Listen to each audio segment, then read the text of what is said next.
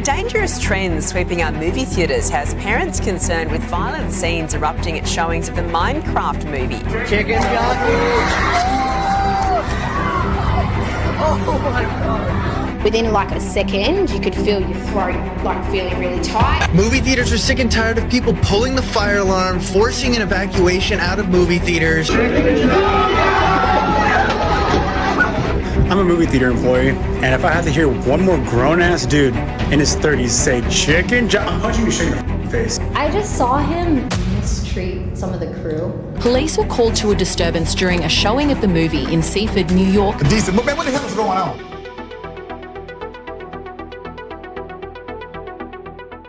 Hola everyone, my name is Nando. I make a video every single week, baby boy.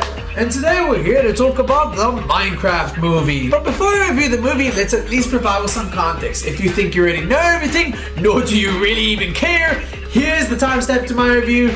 If you just want to go watch it now, go, shoo, if you want that. I'll see you there. So the Minecraft movie. This is a movie that was once spread and known to be what could have been the least anticipated movie of the year, as it was just deemed to be another live action cash grab. You take something popular, you make it live action, and then you add Jack Black for some reason. But this movie came in with very hefty controversies before and within the movie's release. Firstly, garnering nearly 2 million dislikes on the movie's trailer release, there was a mixed reaction on seeing Jack Black on the movie even though he's a beloved figure, with most criticisms lead to the fact that he just fits into the category of people that just get paid to play as themselves. Twitch streamer Valkyrie spoke out on how she was going to be a cameo for the Minecraft movie, but admitted that she had an alleged bad experience with one of the main actors, Jason Momoa, where he was allegedly mistreating the workers. I would have to say Jason Momoa. Really? Aquaman? I just saw him like mistreat some of the crew, and it was pretty disappointing. It was after a very intense scene, and it was a very emotional scene, so maybe he was still in character, I don't know, but I just was kind of surprised by how he treated like some of the crew. He was just really mad at them that they weren't doing something right. The way it was like setting up like the shot and stuff, and like he was just angry, like really mad and like yelling, and so I was like, man, this is like not a good work environment. Like, I would not be happy working under these conditions. This was quite the brave move to make a statement on. The Minecraft movie released, and her cameo was cut from the film. Damn! And what did Valkyrie have to say regarding the whole situation? As for the Minecraft movie, let's just say, I'm not gonna touch too much on it, but as much as you guys saw the other creators that were in it, would have been the equal amounts that you saw me in it, which is like 30 seconds. So it's okay. I would much rather not have that 30 seconds than be sued. So it's all good, okay? It's all good. Then speaking in regards to the movie's release, this is where we get the whole chicken jockey. This incident, as we all know, caused a huge storm of people to come as a community together to watch this movie in an ironic way, just to wait for the arrival of this scene and this scene alone. It got so bad to the point where many movie theaters had to step in to take control of the situation. It's a fight to the death, kid! What just happened? Hey everyone, I know you can't see me, but for the safety of all people, if anyone throws anything during this next scene, you will be escorted out. The police will be called, okay? Especially for the fact that movie theaters had to create a literal schedule as to what time Chicken Jockey will be seen, just so they could stop the crowd's commotion. And look, I'm all for people coming together as a community for memes, but when it comes at the cost of minimum wage workers who have to suffer through and clean everything that those people did just for a joke that in theory is funny to do in a movie theater, but in reality it just leaves a poor taste in people's mouths. Even the director of this movie, Jared Hess, had to respond to all of this, stating, "It's weird when you're having too much fun and the cops get called. It's funny because I think it's literally just cheering and throwing popcorn, which is so funny to me that cops are getting called for popcorn."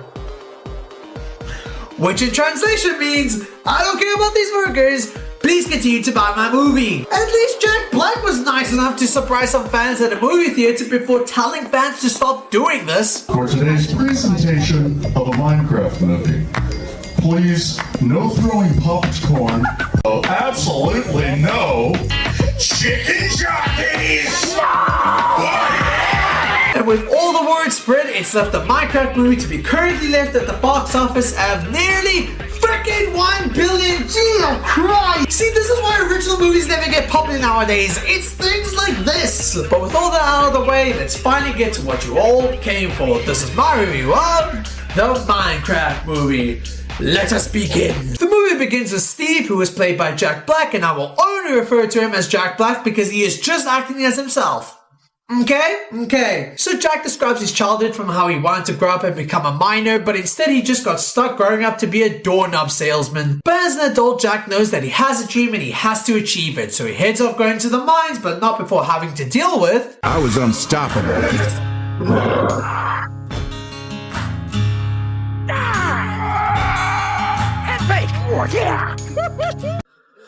This is a kid's franchise cash grab. I should not think too much about this. So in the mines is where Jack finds two special items called the Orb of Dominance and the Earth Crystal. Combining those items together creates a portal towards the overworld, aka the Minecraft world. This is my first house. My second house?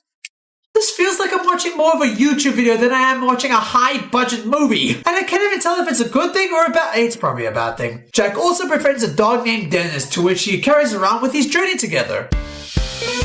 Lucky for me, Candace loved to party. I am nearly 4 minutes into this movie, guys. 4.5 minutes into this movie, and I'm lost already. I'm lost as a dog. I am lost as to what this is. Would 10-year-old me enjoy this? I don't think so. 10-year-old me would be very confused as to what he'd be watching right now, and he's gone through watching Cat in the Hat. Oh my gosh, I just know I'm gonna have to review that movie soon. And while Jack travels around with his dog Dennis is where we get to watch the first thing that you've all been waiting for. Flint and steel. Okay. Don't judge me. Okay. Don't judge me. Here's the thing though. My brain is so fried from Instagram Reels that the more videos that I've come across regarding this clip alone has made me grow to actually love this quote. I hate it. It's a stupid quote. It shouldn't be funny, but it is funny and I genuinely think my brain has gone haywire. So Dennis runs into the portal, which leads Jack to follow along with him, which has Jack going into the Nether. Jack tries to save Dennis but gets stopped by the main villain of this movie, Malgosha, who captures both Jack and Dennis while taking his Orb of Dominance. But Jack and Dennis manage to escape and get the orb back, but while on the chase is where Jack decides to stay behind his bait while Dennis has to take the orb back to the real world and hide it in his home. We then meet our next main character known as Garrett, and with hair like that, I generally thought in the trailer that he was going to play some rendition of Alex. Yes! That Alex! And Garrett is someone who's known for being a video game champion, but only from his time from the 1980s, because right now he's just an old man constantly reliving through his glory days, even when he's constantly told to let go of it. Hello, Tom Felton. But we've come to see with Garrett that he's received his eviction notice as his store hasn't been doing too well. So he drives to a storage auction to find some items to sell to keep his business up. Do we have $600? We've got $600 over here. Why the hell is he here? I mean, look, I know why he's there, but why is he there? Shit, man, I used to watch Dan to the M growing up, and it's so funny when you can see a man that has never acted in his life and was just guided to be told one thing and one thing alone, and that was to be an extra. Be nothing more than extra. You can even see here that when Garrett wins the auction, to which turns out to be all of Jack's stuff, Garrett goes on to find out that the valuable that the owner of the auction told him about wasn't even there. So Garrett goes ballistic throughout the entire room. And naturally, if you see this in public, you draw some kind of reaction to this, like a shock. Your eyes constantly widening as you're drawn into the action happening in front of you. But then you just get Dan, who's just got the director's lesson in his head like, be an extra. Be nothing more than extra. So while driving, Garrett's car breaks down, then that cuts to us meeting our next two characters being Henry and Natalie, who are siblings. They're busy in the process of moving out together as their mom passed away. Okay, but what about their dad? Where's he at? And to that I say...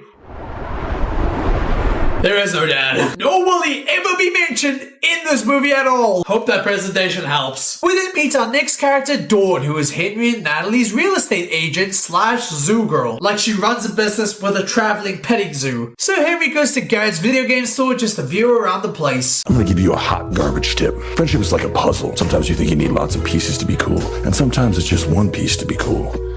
Any questions? Dude. Okay, look, I'm not trying to be a negative Nancy or whatnot, but I'm just like, it's just a thing I'm noticing in kids' films nowadays where just characters are nowadays just saying things that just add no value whatsoever. Like it's a whole yap session that the character makes that makes you switch off your brain because you know that you're not going to miss anything. And I hate that. My brain does switch off a lot of times, but I hate that this movie has intention to make me do that. Stop that! Who are these writers? Henry goes to his first day of a new school, and this is where we meet the school's vice principal, Marlene. You know, you're the first student to enroll here ever since that article came out about the school rankings. I'm Vice Principal Marlene, and I'm an open book. She says she's an open book. Makes a vague line about something that she doesn't open about. I hate people like this. Just a little something about myself. I teach art. Financially, I'm living in a nightmare. Real. The kids were tasked with drawing a banana and orange exactly how it's positioned from their point of view, and while everyone did their part, Henry, because he's a quirky kid with a dream, draws a banana with a rocket ship on it. Okay? Which was all just so Henry could reveal that he wants to be a rocket scientist one day. Which, you know, that's a pretty cool job to have, but like, the drawing was not what you were tasked to do. Am I being too critical of a literal child? Yes, you are. Yes, you are. Nah. So the kids around him believed that the jetpack idea wouldn't work, so Henry put the idea to the test, making a jetpack on his own. My dad said math has been debunked. Check it out. You see what I mean? This movie just wants your brain to shut off. But when Henry makes the jetpack, the bully sabotages his invention, which leads to the jetpack flying over and crashing into the potato chip factory. When the principal sees Henry, she reassures that nobody died and she'd like to see his guardian. With Henry not wanting his sister to know what he did, he calls up Garrett to play as his uncle. Could you come to my school and pretend to be my uncle? No way, I don't do that stuff anymore. I have $26. Hi, I'm Henry's uncle. So Garrett plays as his uncle and has this really uncomfortable conversation with the principal. Garbage man, huh? Can bag me up and take me to the curb anytime. Hey kids, in case you forgot, this is still the Minecraft movie. Can we get some Minecraft stuff, please? So Henry hangs out with Garrett at his store and decides that he's just done with inventing entirely. Henry will then turn around to take focus on the orb and crystal that Garrett owns. I wonder what it does. Hey. Instructions. Never under any circumstances combine the orb and crystal. Do not follow this orb, even if you're a struggling business owner. So Dawn arrives at Natalie's house as Natalie has no word as to where Henry is, so Dawn helps track as to where he's located. Meanwhile, Henry and Garrett are busy following as to where the cube is taking them, which leads to them finding the overworld portal. Oh, God. What are you doing down here? How the hell did they catch up so fast? Who's this guy? He's my new mentor. Who, me? Well.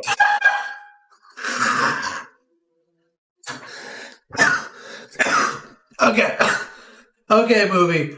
You get this one. You get this one good laugh. Touche, Jason Momoa. Touche. But the orb will link to the portal, causing everyone to be sucked right into it, and this is where they all discover the Minecraft world. The group discover a round where a villager goes into the portal himself. We also get a scene regarding Malgosha. Oh, how pretty. Holy crap! Holy crap, that's dark! That poor freaking piglin! But this is where Malgosha finds out that the orb has returned to the overworld, so she instructs Jack Black to find where the orb is and retrieve it back to her. And if he dares to go against her plans, well, she's cooking his dog! Which is just... wow! Can you do that in Minecraft though? It begins to be nighttime and this is where our main characters gets attacked by all of the mobs. Jason seemingly dies 2 seconds in and one of the mobs accidentally creates a domino effect where they all castrate each other.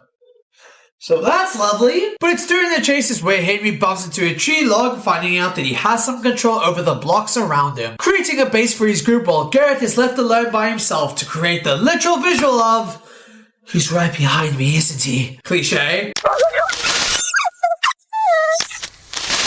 Oh my gosh, I'm so sorry.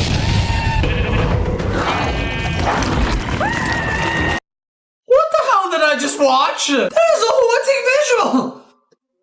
I thought this was a kid show! Seriously, how are these two clips in the same movie? Can bag me up and take me to the curb anytime.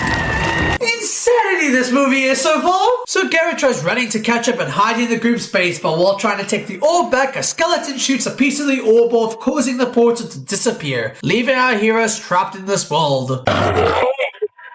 You're moving. Oh! They animated a whole zombie throwing it back. Budget well spent, I guess. So the pack of zombies are about to attack our heroes when... So Jack Black wrestles a bunch of zombies, including spanky ones. Seriously, what is this movie? He clears all house of them, and this is where we get what you've all been waiting for. Who are you? I am Steve. So Steve directs that he needs the orb back, but the group rejects it as they need to head back home. But Steve says, Not without the Earth Crystal. You mean that little boxy thing? Garbage man busted it! how the hell does she know what he's talking about? She's never met Garrett beforehand to know about the item's existence. It's a children's movie. I know, but it's still so dumb. So Steve makes his deal that he'll help our heroes to get back home on the deal that if they get home, they have to give his orb back. I will crack your cabeza with my butt cheeks like a walnut. Oh boy. Jason Momoa, you are so lucky that this movie became your second most successful movie role of all time. Because right now, generally if it wasn't, you should be having a concerning conversation with your agent. We go back to the villager that's stuck in the real world trying to walk past the road when all of a sudden... the villager gets hit by none other than the vice principal. Your head is huge. Yeah. I'm so glad that's your main concern that you have about this creature that you've approached. So Jack gives a tour to the group by a nearby village, giving a sweet tribute to a YouTuber known as Technoblade. Is he some kind of king? No, that's a legend. And this is where Jack also gives an introduction to... Lava. With how unsurprising the success of this movie was, I'm sure it comes to no one's surprise for the fact that this 34-second movie broke a record for being the shortest song to ever hit the Billboard Hot 100, getting 78th place. And honestly, you gotta give that praise to Jack Black and Jack Black only, because only he could pull off such a stunt like that. I can see why he's always used to be a part of these video game films. He is the carry. So Gosha gets word that Steve has apparently betrayed her, so she calls upon her new minion, a big minion called General Chungus. Easter egg? And she orders him to end Jack for his betrayal. So Jack and Natalie are discussing their plans to get to the crystal, but with Natalie being concerned for her brother and wanting him to go home, but Jack reassures that this walk can be good for Henry as his creativity has such potential in this world. To which Natalie hilariously rejects the idea of Henry's potential because lol, he gets bullied for it. Things are a little bit different. Creative kids get picked last for gym, they sit at the bummer lunch table, and they get bullied. So with that, he just mustn't be creative with these ideas? What are you yapping about? He blew up Chuggy the Chip. Maybe I belong in this world. Where the hell did you come from? Bro, just teleport it to them. Because honestly, how would she say all that stuff and not notice him getting towards their conversation? Is it just so we can have this poorly acted miscommunication scene? Really? For this? My gosh, this movie's writing is so ass. Just so you know, I'm more of a sister to Hank than you'll ever be.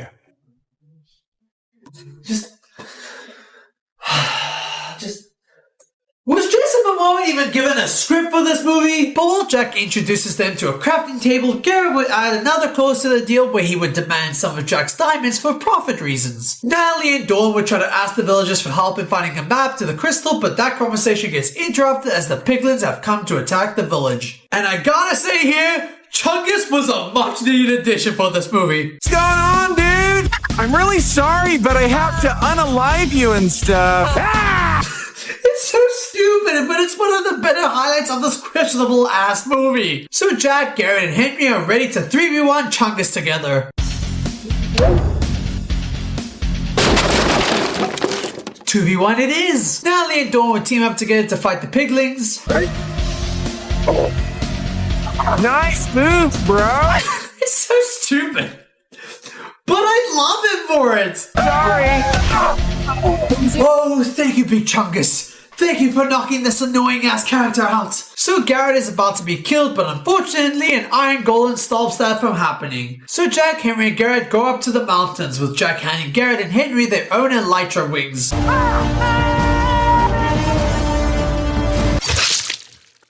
Now the world don't move to the beat of just one drum. Nah, he survives. Buenos dias. We'll see you later. I hate you. So the gang goes through a little fun chasing against the piglins, including Jack and Garrett going into a 69 position to help escape from the piglins. The crew crash into each other, but luckily Jack throws in a water bucket to help soften the land. Back to Natalie and Dawn as they're in need to find transport to escape from the piglin attack. First we need a boat. Okay, boat magic. Nat, that's the worst boat I've ever seen. Sorry. So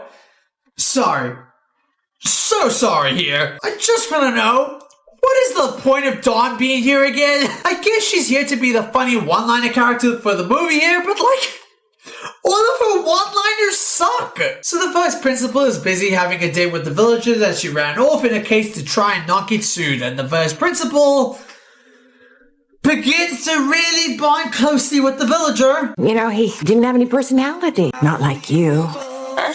Someone's going to draw this couple together and it's not going to look pleasant. So Jack gives the backstory and catch up regarding the main villain Malgosha, having it all start in a show that the Nether hosted as The Nether's Got Talent. Don't let it hurt the brain, don't let it hurt the brain, don't let it hurt the brain. Sure, why not? She tries pursuing dancing, but the crowd rejected her and that convinced her to be all evil. That's it. That's the villain's backstory. It's a cash grab movie. That's all you get. Back to the Nether, Malgosha is upset at Chungus for failing his mission, so he sends her next plan, which is the Great Hog. Does this mean you're firing me? R.I.P. to General Chungus. You were one of the very few saving graces that helped me get through this movie. Natalie and Dawn are out in the night together when Natalie's feeling as though that she had failed as a guardian, as she was supposed to protect Henry, but yet she's never around for his safety. But that's when Natalie and Dawn find a dog that they end up befriending and revealing itself to be Dennis, who is Jack's dog. To which Dennis helps out here as Trace as to where Jack is right now. So Jack brings the gang to his secret mine, not before revealing that he has set up traps that he forgot as to where he placed them. Can't for the life of me remember where they are. So Jared shows Garrett his diamond collection, to which pisses Henry off, as Garrett's greed is the reason as to why they separate from his sister. But Jack alerts that the Great Hog is out to attack him, so they all hop on minecarts to help escape. But with no redstone close to them to help boost their minecart, they get surrounded by Jack's creeper farm, so Garrett has to push through the minecart to help them get past the creepers that somehow haven't exploded into them yet. But sure, we'll just accept this plot armor. The Great Hawk chases after them, but luckily Garrett was able to reach the next redstone to track in time for them to escape. Only for the creepers to only now trigger their explosions when the hog is around. Ah, convenience. So Henry and Jack are upset at what Garrett dragged them through, but Garrett defends himself and says that he needs the diamonds for the money as he's broke and washed up. I'm alone. You weren't alone. I was your friend. No, you aren't. He only talks to you whenever he needs to try and convince you to buy from his business. That's not friendship, that's business. But Henry doesn't seem pleased as he walks away from him. We then go back to, oh great, this. Are you finished? No, I think he's Swedish. That doesn't even make sense. Why did I laugh at that? Damn it, this movie is surprising me. So Jack brings them to the Woodland Mansion and tries to plan out on how they're going to infiltrate it. You know what can work on these guys? Hit me. Friendship is the wish you make when you're blowing out the candles on your birthday cake. Sure, why not? So Henry tries sneaking through the mansion but gets caught. But while Henry tries to escape, Jared and Garrett get tied to a wrestling ring as Gary is forced to go into battle with whoever the pillagers have waiting for him. Which of course leads to as to what you've all been really waiting for. The memes are already dead, but I'm still going to show it. Chicken jockey. Jack Black is truly like a running meme machine. Like, this man truly understands the internet even when there's no real understanding of the internet. You just can't have any reason to hate him, and if you do hate him, Ew. So Garrett battles the chicken jockey off. Oh, what am I saying? The chicken would bite Garrett's leg, which in turn helps the baby zombie hit Garrett with the mean-looking enziguri kick. I watch wrestling, I know what I'm talking about. But after soul searching, Henry would find the crystal that they're looking for, but as he does so, Enderman spawns right behind him, putting him through the illusion of all the people he knows discouraging him. And also, nice touch in the Herobrine reference. Henry ends up taking out the Enderman and retrieves its ender pearl. Garrett's about to lose to the baby zombie that's getting ready to hit him with a big splash, but that's when Jack comes in to make the save to take the zombie out with a running headbutt. The group gets together and tries to escape, but that's when they get stopped by Malgosha, who steals back the orb, leaving the group to deal with some piglins that have some TNT. Yeah! May Garrett bless whatever god he believes in for having that child be able to grip onto that thing with such distance. Jack joins with Henry with a slime block, but when Garrett is supposed to join them, he does that really dumb character thing where they unnecessarily have to find the excuse to sacrifice themselves as a way of forgiveness for letting the people around them down. Always hating this trait even when it's being done to somewhat of an annoying character. So Garrett battles against the piglins all until the TNT explodes, supposedly destroying the bridge and everyone that was on it. Jack wakes up to reunite with Dennis and the rest, and Malgosha would use the orb to help influence the Nether to spread around the overworld. The gang see this all happen and realize that they have to take charge and stop this all from happening. First we mine, then we craft. Let's Minecraft! God damn it. God damn it. Please, just please. If it exists, I need actual footage of the cast reading the script and watching their exact reaction as to them reading that line.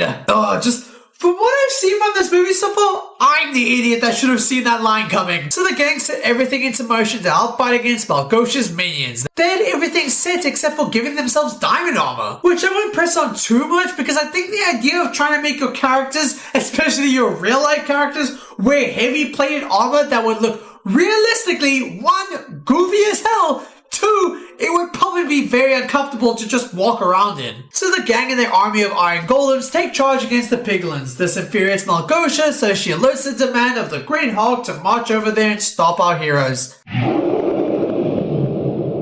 do you like them pork chops? Please, get better writers.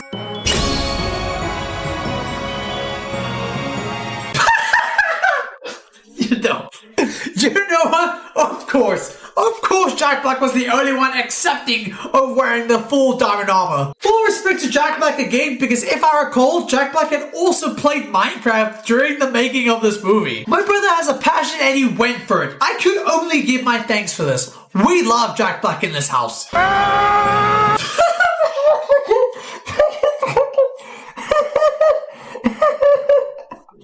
can just see that no one was going to accept putting the diamond armor on except for Jack. Only because they knew only Jack could pull this off. So Henry runs with his sister to help teleport himself on top of the portal. The Great Hog is about to take Natalie out, but that's when Dawn comes in with Dennis alerting his homies to help take out the Great Hog, but in the process, it has the Hog push a blast that drops Henry off the platform. Henry is about to lose his life up until Garrett comes in for the save, explaining that he survived using Jack's water bucket trick from earlier in the film. Didn't really see how that water helped him survive all this.